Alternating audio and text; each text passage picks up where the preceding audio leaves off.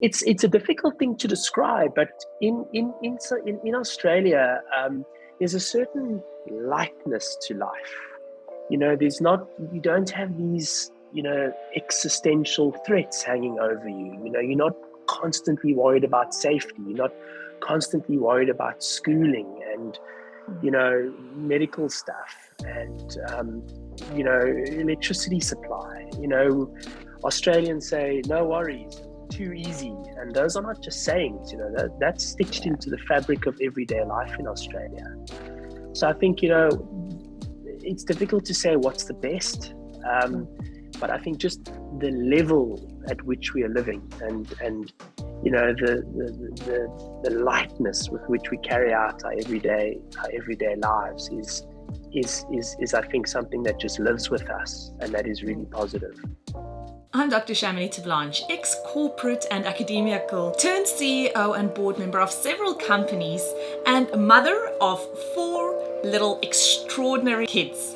But it wasn't that long ago that I lacked the confidence, the know-how, and the time to focus on designing and really going after the life that I so wanted to live. A life of freedom, of fairness, and of being fair dinkum to who I really was and what I wanted to get out of this fleeting time that we have on Mother Earth. Fast forward to many lessons learned and moving halfway around the world to the most amazing country, you'll see the life that I now live. One that gives me more safety and freedom than I ever thought would be possible, and that really only existed as a daydream while I was living in South Africa. I created CHAMONIX TV to give you true spot advice on how you can also live a life in this amazing country, and so that you can see how another couple like us now live in Australia with 4 little kids hearing down under. And I'll be providing you with step-by-step strategies so that you can make your Aussie dream a reality too. If you're a keen future Aussie who's looking to create a life that excites you and offers you safety, freedom, and opportunity, you have come to the right place, my friend. Welcome aboard.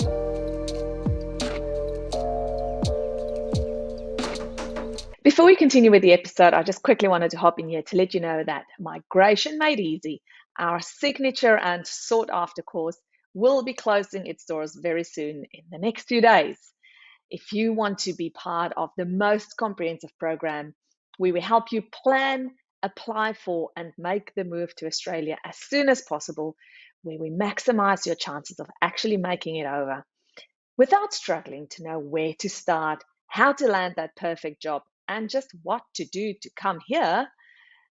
You need to be in on Migration Made Easy. We won't be opening the doors again for months. So if you want to be taken from zero to a migration hero, hop onto chamonixtv.com.au/now and make sure that you get in as soon as possible. All right, my friend, let's hop into the episode. Hi, Nicholas. Thanks so much for joining us for chat about your incredible journey that you've just made. I want to say across the ditch, but that's what they say when you move between Australia and New Zealand. Let's talk about the big ditch, the ditch between South Africa and Australia. How are you going? Yeah, we're going great, thank you. I think we're quite early on in our journey over the ditch and into Australia. I think a couple of days' time we'll be 5 months in, so we're still relatively new, fresh off the boat. But we're having a whale of a time, and we've really settled in nicely in that short time. That's awesome. And you are in the Gold Coast in Queensland, is that right? That's correct. We're on the northern Gold Coast in an area called Coomera. We're absolutely loving it here. Okay, so tell me about the journey to Australia. How did that come about for you, and why Australia? I guess the question always is when your immigration journey started. And I think the start for us was always a decision or being open to make the move. And I think in those various discussions you have with a potential partner and spouse, when you're considering marriage, you're always discussing what you want for our life. And I think part of our conversation was always, if the right opportunity came to live overseas, would we do it? And my girlfriend at the time, my fiance, and I said, absolutely, if the right opportunity comes across, we would definitely do it. Yeah. So I guess that's possibly where an immigration journey starts, that we said we'd certainly be open to an opportunity if one came our way. So little did we know, in 2021, around April, May, my wife had been 6 years into her role as an occupational therapist at Tygerberg Hospital, which, she puts her all into her work. And it just, after 6 or 7 years, it became backbreaking. It became very demotivating in terms of, being quite poorly resourced. And I think after 6 or 7 years, I think she had done her time and it was time for a change. And so I think in the process of putting her feeders out for a new job in the private sector, all these international opportunities came flooding in. And it was the kind of opportunity that I think came looking for us as opposed to the other way around. And I don't think that it was necessarily us wanting to get out of South Africa. It was us being open to an opportunity and a pull to a different part of the world. The timing was strange in that we had been living in a house that we had renovated for only 18 months. And the prospect of selling the house in such a short period was not an opportunity that we thought would come, or a question that we'd have to ask ourselves, but we did. And we uplifted our whole lives. We upset our family and friends, and we said, look, we're going on this adventure. We think the kids are young enough to make the move, and we're young enough that if it is a mistake, we can rebuild from it.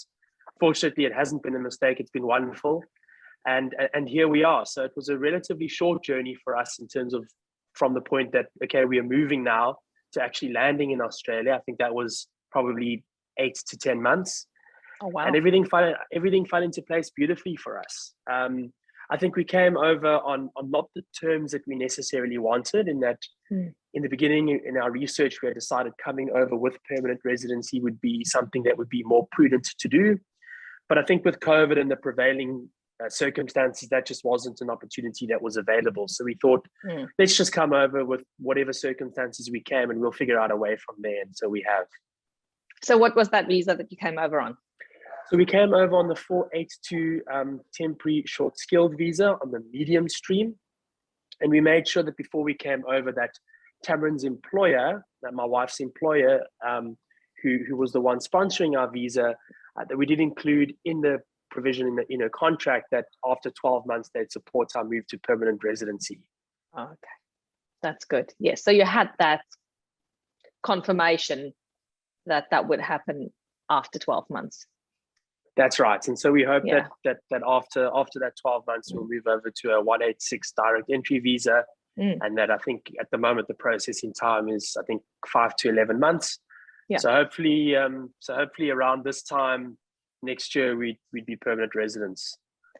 So did the employer apply for the visa on behalf of you guys, or did you have to do that yourself? So they partner quite closely with a migration agency, and so at the point that we had agreed the commercial terms of my wife's employment, they basically handed the file over to the migration agent, and then they just told us what they needed from us, and we provided everything timeously. I think the most difficult part of our migration journey wasn't necessarily the visa application; it was actually my wife's AHPRA registration. Yeah. So AHPRA being the medical board in Australia, and just the amount of information they needed to vet her qualification and her experience was quite a bit more onerous than the requirements of that 482 visa. But fortunately, there was a lot of overlap between the documentation, and so once we had everything on file, we could just send it to whoever needed it. Yep. And so, how long, can you remember more or less, did the actual AHPRA application take you guys? And did you start the application once she was offered the job, or did you do this before she started looking for a job? So her job, the job offer was always subject to her getting the AHPRA. And so it was very quickly after that she accepted the job that we started the AHPRA process. The application process started with us going to Tamarin's University and starting to get all kinds of confirmations from her high school to confirm that the medium of instruction was English. And so that was quite an onerous part of the process, was to collect and collate all the documentation. The wheels grind very slowly in South Africa, as you know. So that took a little bit longer than we would have wanted it to. But eventually it came through, and I think the AHPRA processing time was probably around 10 weeks. They did come back and query some additional supporting documentation, so there was a bit of a delay. But I think 10 to 12 weeks, she was given the provisional grant, meaning that it was subject to her arriving in Australia, presenting herself to her employer, and her employer confirming that the person sitting in front of them is the person in the application. So once that warranty was given, then she was able to start practicing as a health professional. So she had to actually be in Australia to go to them and show them in person who she was. And they had to tick the box to say, yes, this is the person who we think it is. And so the AHPRA then becomes active. But that only happened after you arrived here in Australia. So your visa was still happening and obviously approved despite this process that you were still waiting to finalize. That's exactly right. So I think it was the first couple of days in January, our visa was granted. Our visa is very much linked to Tamrin's employer. And Tamrin's employment was subject to the AHPRA registration. So it was very much a linked chain, that if there wasn't one link, then the whole chain would have fallen through. But fortunately, everything was fine. So we took the decision that we would be in Australia for around a month before Tamrin commenced her employment. So the visa was granted in the beginning of January, and then we hastily booked our flights, and it was the 2nd of February that we left Cape Town. We arrived in Australia on the 3rd of February, and Tamrin started her employment on the 1st of March. Good grief, that was fast. So when she started looking for jobs, or when she started having an inclination that this is going to work with this employer, did you guys already start selling your house then and telling the family, or how long did you wait before you started getting things ready to actually move? Yeah, so the rough sequence was around my birthday, just mid-April. Tamrin was expecting our she was at work, and she was hoping to find a new job. She was looking to have a bit of a career change. Our son was really young, and so she had gone back from maternity leave. She was back at work after a couple of months of maternity leave, and she said, "I just can't anymore." So we updated her LinkedIn profile, and it was around that time, mid-April, early May, that some emails were received from recruiters to say, "Hey, have you considered Canada? Have you considered New Zealand?"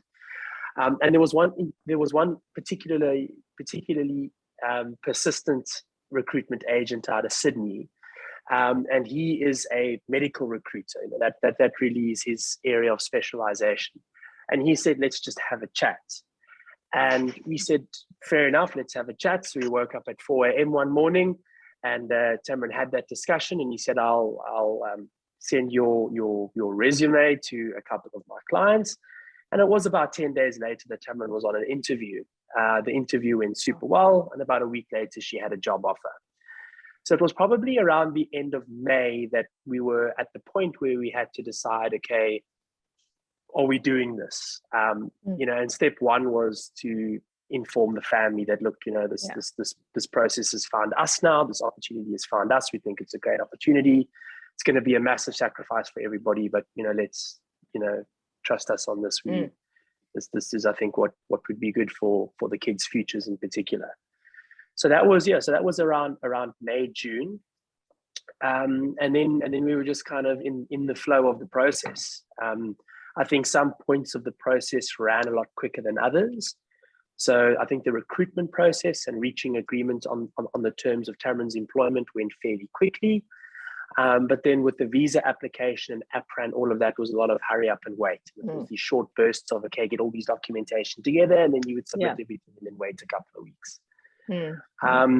I think with the 482 visa, we had researched and we were told by the migration agent that, those visas do move quite quickly. So we were quite prepared for quite a quick process. So do you know from submitting the visa application until it was approved, how long was that? I think they submitted in the middle of November. I believe that we were asked to do our medicals in the first week of December. And then, notwithstanding all the holidays and everybody going on leave, our visa came through the first couple of days in January. And then we get people saying to us that Australians don't work over Christmas. Maybe not on Christmas Day, but clearly in your case, people were working. Yeah, that's right. I think you don't get a sense of how urgent the skill shortage is in Australia until you're here and you're in it and you experience it. And I think that's exactly the pace that's required to actually get skilled people into the country, to just try and get businesses open and get things rolling. It's a country that's got huge gaps in the labor market, and even though our process went quicker, I know a lot of people in South Africa who've been waiting months and years to make the move that we have. And I just hope for them that the process moves a little bit quicker now with the change of government here in Australia. Mm-hmm. I definitely think that that's going to happen. We're still to wait and see when they roll out their changes. But yes, the Labor government, as you've just mentioned, they are known to want to allow more people to come into the country usually. It's just going to be a matter of administration and how fast they can get those processes in place, I think. But just an interesting point to mention, and this is why it's relevant for you guys. You came in on a 482, but I have no doubt that you would have been able to come on a permanent residency visa in the first instance. However, what happens because of the big skill shortages that we have in Australia at the moment is that employers don't want to, but can't really wait that long for somebody to come in from overseas. So let's say like you guys, Tamron's employer here needed her to come in to work because they need the person on the floor to do the job. So if they had to wait 9 months, what are they going to do in the interim? And unfortunately, with the permanent residency visas, they take a long time to process. But with the 482s and the short-term visas, they're much quicker to turn around. So that's why in a lot of the circumstances or the cases that a lot of people from overseas are coming in on these short-term skills because they're just visas, because it's quicker to get the people into the country. And then like you guys, once you're here, then she's doing the job, her employer can continue surviving essentially. And then there's time to put the permanent residency. So it's not a matter of whether they will do it. It's pretty much usually a given that they do want you to stay long-term. It's just how quick can we get you here? And that process involves the short-term visa because the processing times for them are much quicker. As you said, 6 weeks over Christmas almost. Yeah. And I think, further than the 9-month wait that they had to endure for my wife, I think they had to evidence that for 6 months prior, they had been recruiting for occupational therapists and they just couldn't find one. So what started as a job ad probably closer to 16, 17 months before we arrived is a long time to wait for an employer who's trying to grow a business. Exactly. And can you imagine if they had to wait another 9 months if you guys were first going to do permanent residency visas before you came over? So it becomes a really expensive exercise. And then usually, I don't know if this is the case for you, did they pay for your airfares and did they pay for relocation or did you do that yourself? We did that ourselves. In hindsight, I suspect we could have negotiated a little bit harder on this point. I think we were happy with the opportunity, and I think we were well resourced enough that we had the ability to pay for some of those expenses. There was an upfront relocation cost that was offered and given, but that was just an advance on my wife's salary as opposed to a pure contribution.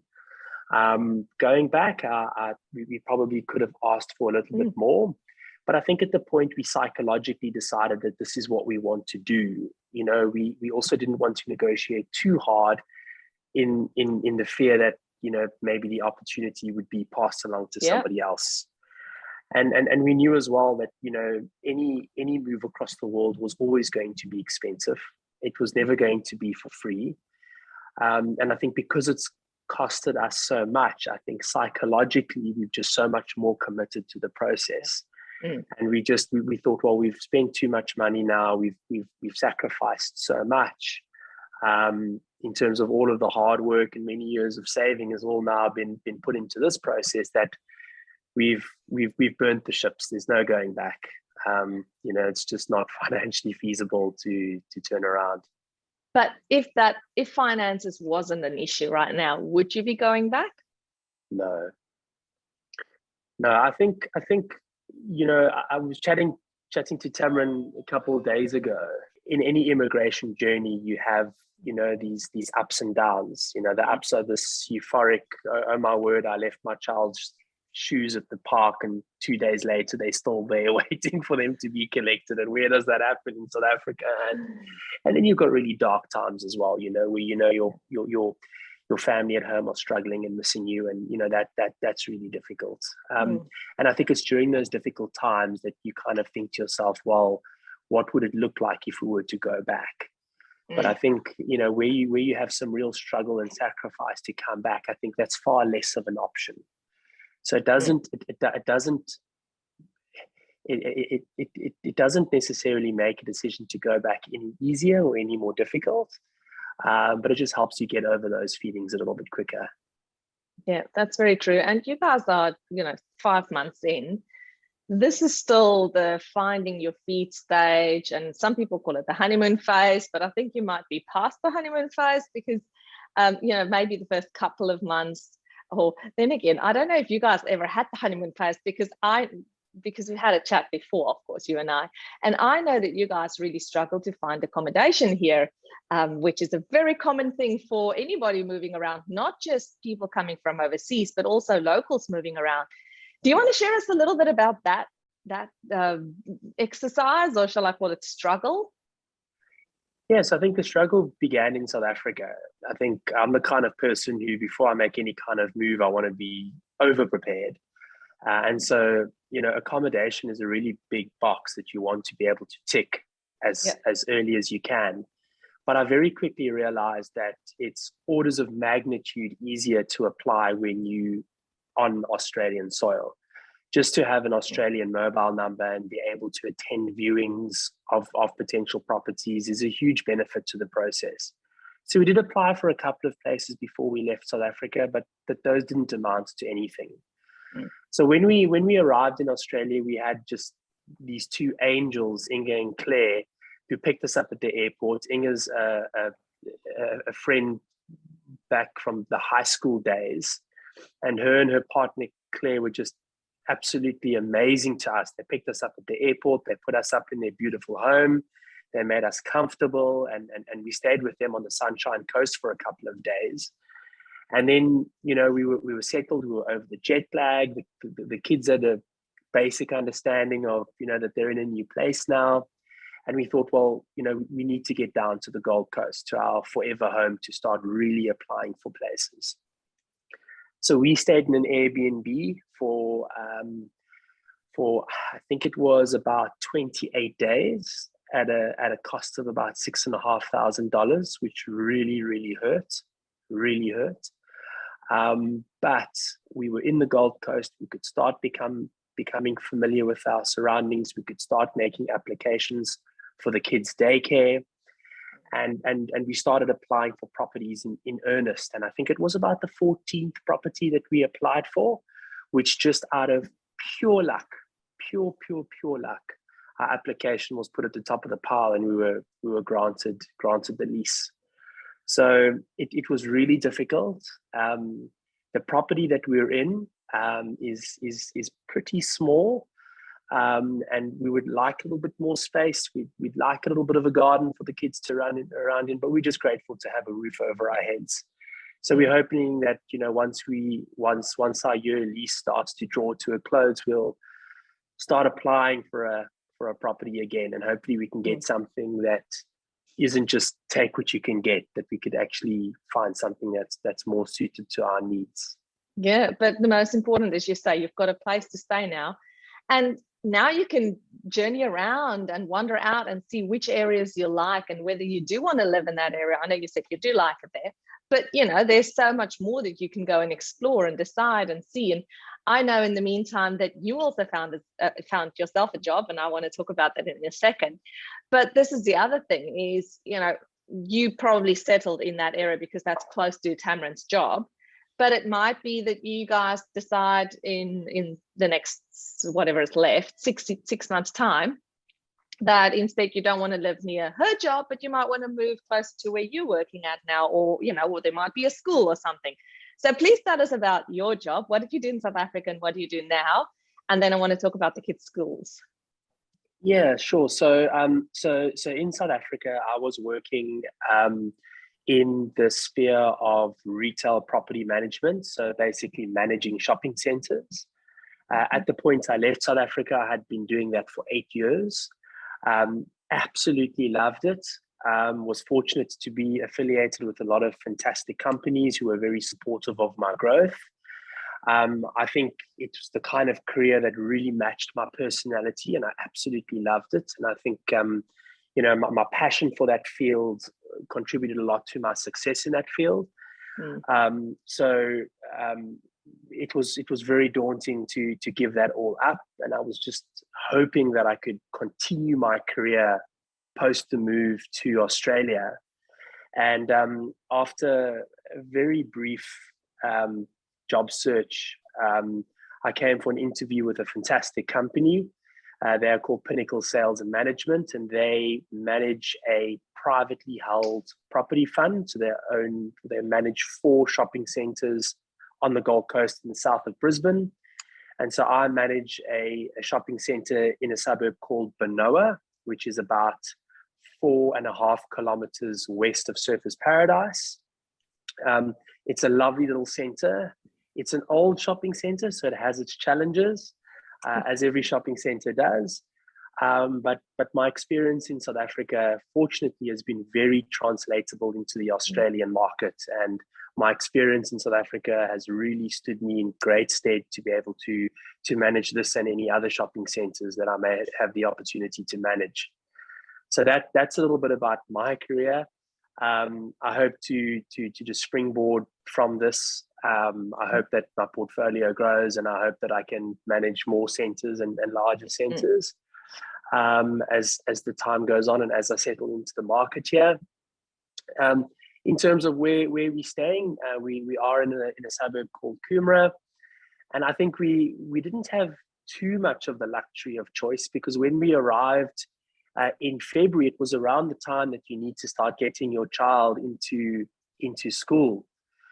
And so in the first couple of weeks of us arriving, we had to look around at a few schools, and we decided on St. Stephen's for our daughter.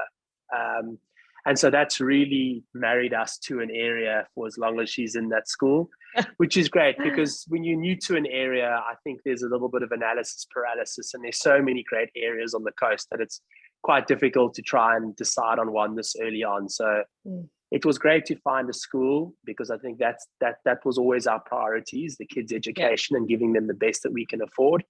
And so we're happy just to find a place to live that's in that vicinity. How old are your 2 children? So Caitlin was 4 in January. So she turned 4 2 weeks before we left. And Christopher turned 2 years old in May.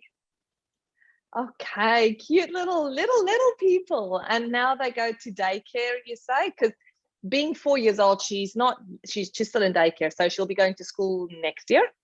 That's right. So she's in prep at the moment in a wonderful daycare. We couldn't have hoped for a better facility for her. Christopher's in there as well. It's 2 kilometers from where we live. The quality is amazing. I pay my entire salary for their daycare. So my entire salary goes to daycare, which is a very difficult thing to wrap my head around. So we live only off my wife's salary, basically. But the compromise is that that's not going to be forever. Caitlin will go to a school which is just way beyond what we'd be able to afford in South Africa. And once she's in there, her school fees daycare fees, school fees go down to 25% of what they are now. So the 120 per day we're paying at the moment will go down to about $34, $35, and she'll be in a school, which is amazing. So I think from next year, financially, things will become a little bit easier as the daycare fees ease off, and hopefully with myself and my wife, there'll be a little bit of salary growth in there if things go well. But also what you've got to take into consideration is once you get permanent residency, you get Medicare, you get CCS, so Centrelink, which pays or contributes to the daycare fees. And trust me, it makes a big difference. If the government pays half or whatever it is that you're entitled for based on your salary. And then as the kids start going to school, you just suddenly start feeling, wow, I can breathe again. You know, there's a little bit more room for movement, and things just start looking up. So the upside for you guys is there's only an upside going forward now. Yeah, so I think in South Africa, we were quite spoilt. We had all this, we had these fantastic big properties which were inexpensive comparing it to the prices in Australia. You'd be able to shop at places relatively cheaply compared to here. Wine was way cheaper than it is here. And so now we're in a space where we have to think a lot more about finances and how to budget, which we always have done, but it just means that our pencil has to be that much sharper. And I think, to sacrifice is I think a good exercise to do. Especially when you're going through a change like this, to really feel the value of the dollar is a good experience to go through when you're this early into setting up your lifestyle in Australia. So we're happy to do it. We know that there's some light at the end of the tunnel, and I think things are only going to get easier from here. And I think that's something that's quite difficult to explain to people who are considering this journey, is that you can never really describe that feeling when you're in South Africa, that once you're here, it feels like things are set up for you to be successful. And when you're here and you put down roots in Australia, you realize that there's so many different avenues and opportunities and ways to go about things. In South Africa, I think a lot of the time you're in survival mode, and sometimes for self-protection, you're thinking the worst, but this could happen and that could happen. But in Australia, it seems like the land of milk and honey, and there's so many opportunities. And if one avenue doesn't work out, there's 4 or 5 other avenues for you to pursue. So, but it's difficult to explain that to somebody if they're not here and they're not living it.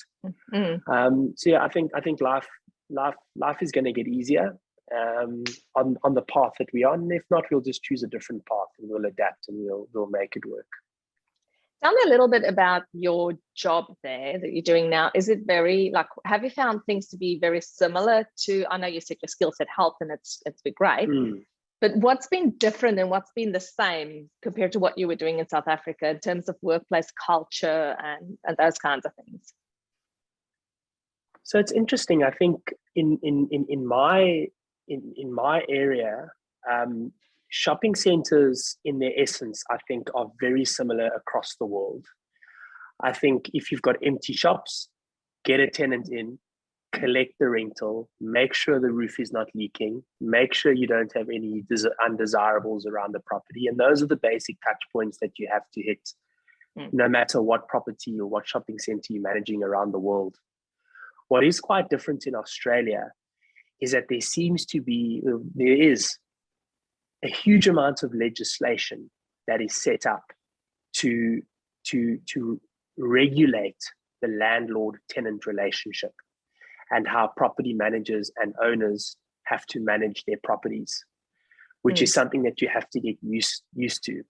Yeah, I think I'm only 5 months in, so I don't nearly know it all, but my assessment is that in South Africa, shopping centers are a free market where you need to engage with the tenant, and it's up to the strength of your negotiation and the prevailing conditions at the time to see what terms you'd have to reach agreement with somebody on. I think in Australia, it's more of a fair market. So there's all this legislation set up, to make sure that your dealings are fair and are transparent and are defendable. So there isn't so much of a power imbalance between landlord and tenant. There's a lot of onerous, I use onerous loosely, there's a lot of obligations put on property managers and on landlords to be accountable, to be transparent, and to manage their properties to a very, very high level. So I think while the basics of property management, I think, were very familiar to me, what has been very foreign and a very steep learning curve is just the framework of legislation which dictates how we manage the properties. That's been a very big change. And I think, if somebody were ever to come to Australia and go back to South Africa, there's a lot of valuable learnings that you can pick up here and take back, just in terms of transparency and the level at which properties are managed here. I think a lot of sectors within South African property would benefit from learning how assets are managed here. Well, that's a very good point, because essentially that's the reason why we are in Australia, because things happen the way they should happen. Everybody knows what the rules are. Everybody follows the rules. There's a lot of red tape, I know, and it could be really annoying if you're not used to red tape, but red tape needs to be there to make sure that everybody ticks the boxes and follow the rules, and then it's fair. People know what to expect. They know how things are going to be treated.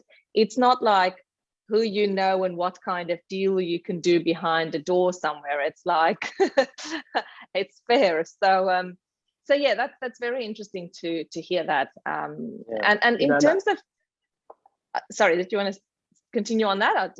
Yeah, I think in South Africa, you have shopping centers which are just full of the same tenants now, just because you can only really do deals with tenants who are big and as powerful as you, who have got a stronger negotiating position. So a lot of the shopping centers have started to look similar in terms of what tenants they have in them. What this framework of legislation has done in Australia is it's balanced out the power differential. And the result is that you've got so many shopping centers who have got so many vibrant, independent tenants, and these people that are trading in such diverse types of products and services. It just makes a shopping center so much more attractive to visit as a shopper and to manage as a property manager, because you're not just dealing with Pep and Ackermans and ShopRite and Pick and Pay and the big names. Those entities. You're having to deal with beautiful bakeries and little dumpling shops and all kinds of unique retailers. So yes, it's a bit cumbersome to navigate, but there are certainly very tangible benefits on the other end. That's right. The culture that comes with it, and the diversity, and as a shopping center owner, you can now market your shopping center for a specific kind of niche, as opposed to the one down the road that's got different kind of shops in, if you wanted to. And that differentiation is what we're learning at the moment in the world of marketing, is that's what's working. You need to be special in something. You don't just want to look like everybody else. You want to stand out for certain specializations. So that's really good, and it makes it interesting for us as people who I want to have some different flavors to go and check out when I go to the different shops. Absolutely, I couldn't agree more. And with Tamarin, with her job, has she found it to be very similar or different? I'm not sure if you've spoken with her about this yet. Yeah, of course, we talk about it every day. I think Tamarin and I are very tuned in and dialed into each other's professional lives, and I think it's an important component of us as people. What we do in our professions, and what the challenges and what the successes are. I think Tamarin comes from a very difficult environment at Tygerberg Hospital, the public health sector. I think it's the same in most areas of South Africa. In that, she was seeing, I think, 10 to 12 patients a day, and these were patients who came from really difficult circumstances, and she'd be trying to assist them and try and assist them in piecing their lives back together from a ability point of view. And it was difficult, because trying to do that in an environment that's very stretched from a resource point of view was tough. And the kinds of people that she would have to deal with, not English speaking, backgrounds that are completely different to hers. There were lots of challenges, but I think she was hugely successful, and it was so encouraging of the kinds of successes she could achieve in enriching the lives of people who've been injured, or their ability status has changed. So from that aspect, it was very rewarding. And I think, to be an occupational therapist, you are an angel who walks around on earth. I mean, to be able to give somebody their independence back, I don't think there's many more things that you can do better for humanity than what occupational therapists do. And she was doing that in a very real way. And I mean, there were even horrific stories where, she'd be able to react to something which ended up saving somebody's life. Somebody had a drain in their brain from a head injury, and she happened to identify that had got blocked, and had she not seen that and reacted to it, that person would have passed away. Wow. So she's really been in a very difficult but rewarding environment. In South Africa, in Australia, it's quite different now, because she's not assisting people to just survive life. She's assisting people to thrive in a life in Australia. So Australia's, got the NDIS that is set up, which is just an enormous infrastructure around getting people the resources that they need to live their lives to the fullest. And that's the National Disability Insurance scheme, I think. That's right. Yeah, I think that she will know. That's right. And she's basically a small cog in a big system that disperses those funds and those resources to give people wheelchairs and give them assistive devices at home. And so her job in South Africa, or her profession in South Africa, has now morphed into seeing less patients. The discussion is less about how do you brush your teeth, how do you put on your clothes, to, how do you just become a more active participant in society? How do you, get to the library? Do you need a wheelchair? She prescribed an Apple Watch to somebody the other day, wow. which is something that she's never done before. And so it's really now, it's less patience, but it's a lot more report writing and motivations. It's a lot more assessments of where people are. It's a lot more comprehensive in terms of the diagnosis and the assessments that she has to do. But I think, it's similar in that, meeting somebody where they are and trying to assist them to get back to their daily lives is what the golden thread is that's running between her profession in South Africa and in Australia, except Australia, I think, is just more towards getting people to thrive in their environments. So is she working for a government employer here, or a private practice, or a hospital? So she's working for a fantastic organization called Blue Wing Care, and they are a private practice. The way that I understand it is that there's a network of support workers who engage directly with potential clients and participants, who then refer them on to Blue Wing Care. Blue Wing Care has got occupational therapists and speech pathologists who will then engage with those clients and participants and undertake the assessments and make the recommendations and assist them where they need to be assisted. So very much in the private field. Okay, great. And she works full-time Monday to Friday as well as yourself? That's right. The visa restrictions are clear. Full-time employment with one employer and a minimum of 38 hours a week. So yeah, she does that, but she's so passionate about her job that it's not uncommon that she does a bit of report writing after the kids have gone to bed. And her organization has been very have been lovely. They've just sponsored her to go on a driving assessors course, which starts today actually. And so at the end of that course, she'll be able to assist people on the ability to drive, which will be great for her and great for her employer, that'll be an additional service that they'll be able to offer their clients. That's great. How exciting. Wow. Okay, so tell me a little bit, what does a typical morning look like in the Rix family household? Oh, How do you, what time do you get up and what time do you make it to work? it's all organized chaos is how I would describe it. So we wake up at about 6 o'clock. Typically, our little boy is woken up anywhere between 4:30 and 5:30. So he comes and has a bit of a cuddle in bed.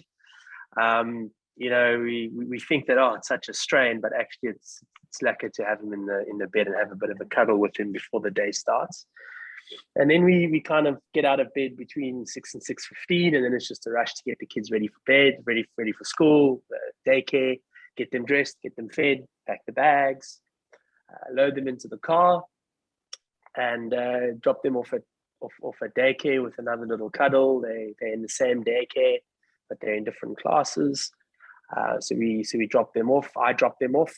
Tamron heads to work because she starts a bit earlier than I do. She starts at 8 a.m. and I start at 8:30. So she'll head from home off to her work in Labrador on the Gold Coast. And then I'll drop the kids off, and then at about 7:20, I'll leave from their daycare and I'll head down to Benoa.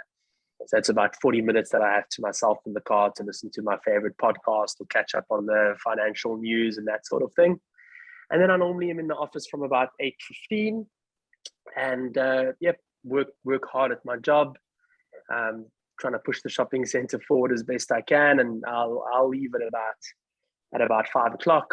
By that time in Queensland, as you know, it's starting to become dark. So by the time I get home at about 5:30, it's pitch dark.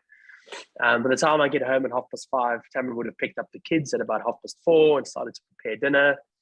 And then we just have a bit of a play. We color in. Caitlin loves snakes and ladders, so we typically have a game of snakes and ladders, a few games of snakes and ladders, and then we'll eat dinner together. And then I'll bath Christopher and read him a story and put him to bed. And then Tamron will do the same with Caitlin, and then I'll tell Caitlin a couple of stories and give her a bit of a cuddle, and then put her to bed at about 7:30. And then and then mine and Tamron's evening starts. You know, then we're doing the dishes, we're loading the dishwasher, we washing floors, we're doing your evening starts. I was expecting you're going to tell me, and then you switch on the telly and you kick up and you have wine. I wish if we had our wonderful domestic Gloria in Australia, maybe that would be the case. But no. So we're doing all the domestic stuff in the evenings. There will be a couple of evenings where the stars will align and we'll watch an episode of something on Netflix. And then, you know, we normally by 9:45, we're in bed and we're ready to start it all over again. I think we're definitely over the honeymoon stage. I think life has got a certain rhythm to it now, where we're in a routine, and you know we really do enjoy our jobs, but you know we also look forward to the weekends, and that's really our time to explore and to get out and to experience things and to take all of our son on an adventure, and so the weekends are definite highlights for us. Have you guys been able to explore much yet? Well, as you know, there's been so much rain in Queensland that you know I can count the amount of clear weekends we've had, I think, on both of my hands since we've been here.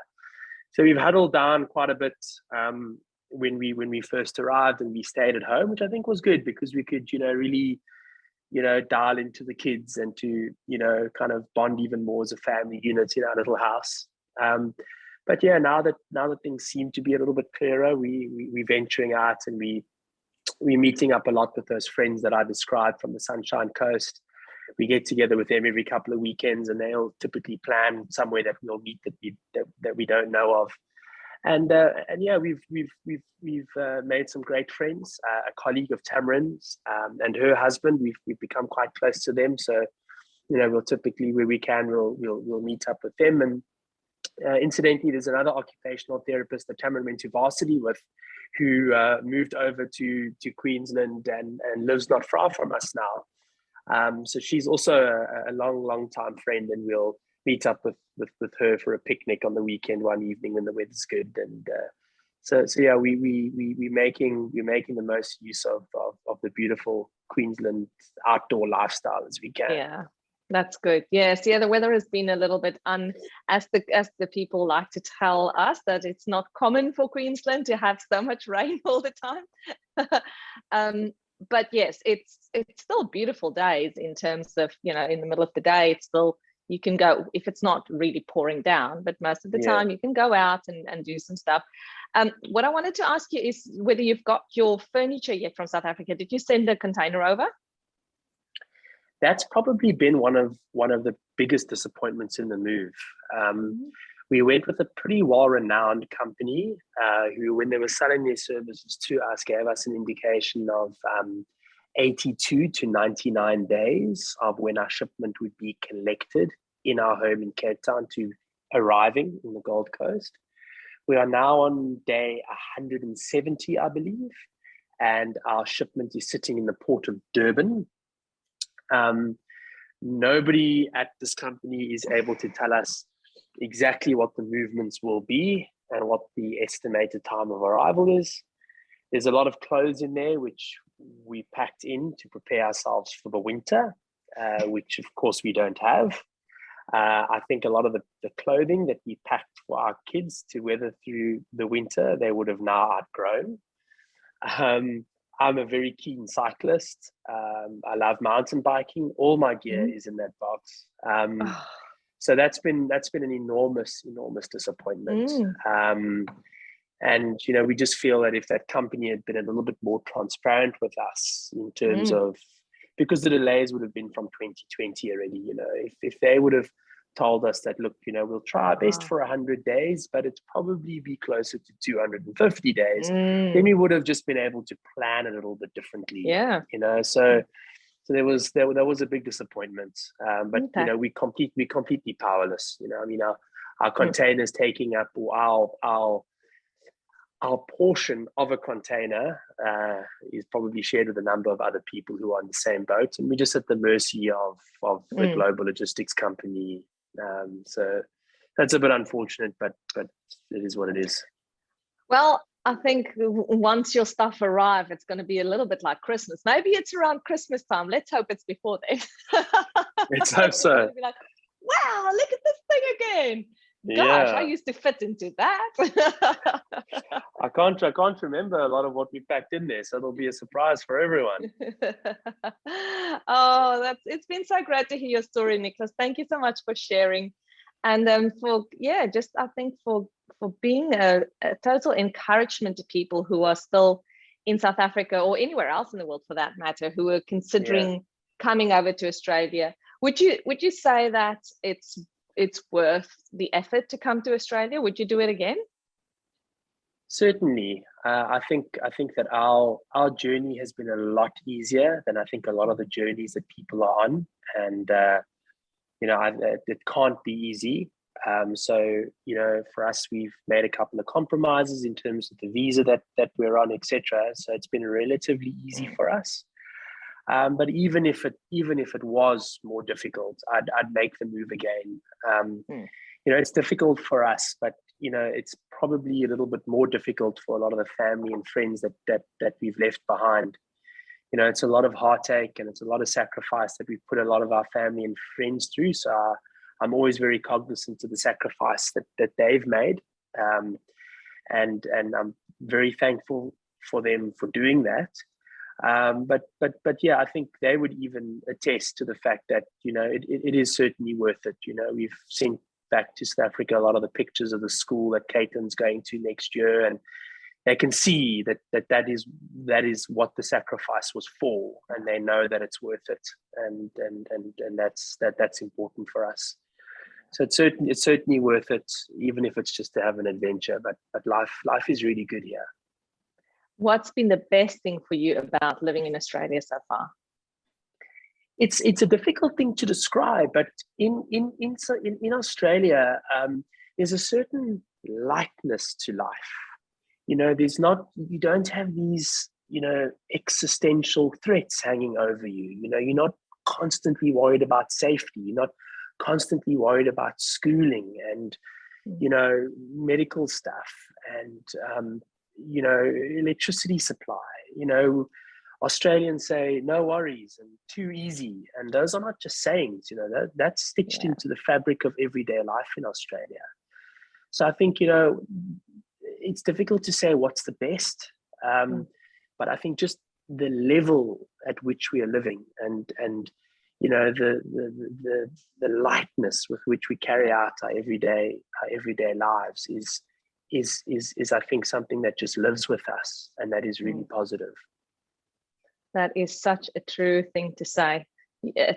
I always say I could literally feel the weight off my shoulders when I started living in Australia. You feel lighter. It's the same idea. The weight is off. It's like you can breathe, you can move around. It feels like that. Things are just, it's easier in a way to do things because you're not carrying that extra stuff that you shouldn't need to carry around. So it's great to hear that you are also experiencing that. And even though you've only been here for 5 months, you're already living a lighter life. So thanks so much for sharing your journey. I appreciate it. And can't wait to hear how you guys have settled in another year or two's time. Thank you. I think thank you for the invite to participate. I think at the 5-month mark, it was lovely to have this forum just to be able to reflect on what we've done and what life has been like in the last 5 months. I think on this journey, it's so chaotic and so busy trying to set yourselves up that you have to really stop and think and reflect. And this has forced me to do that. So thank you, Shamini. It's my pleasure, Nicholas. I appreciate the time. Enjoy your day. You as well. Bye now. Bye-bye. Thanks for watching today's episode. I really hope that you enjoyed it and that you will come and join us inside Migration Made Easy, which is going to close its doors pretty soon in the next few days. So if you want to make sure that you are in with the most comprehensive program where we help you plan, apply for, and make the move to Australia without struggling to know where to start or if you even qualify, and we make you go from a zero to a migration hero, hop onto chamonixtv.com.au/now in capital letters, the now, and you will get all the information that you need on how you can join us. Make sure, as I said, you do that within the next few days because doors will be closing very soon. Thanks for watching today's episode and for coming back every week. I really hope that you enjoyed it and that you will hit the subscribe button so that you are notified when our next episode is released. All right, my friend, I'll see you in the next one. Goodbye. All right, so thank you so much for joining me today. If you had fun, please remember to hit that subscribe button and then it'll make sure that you never miss a thing. I'll see you same time and same place next week. Bye for now.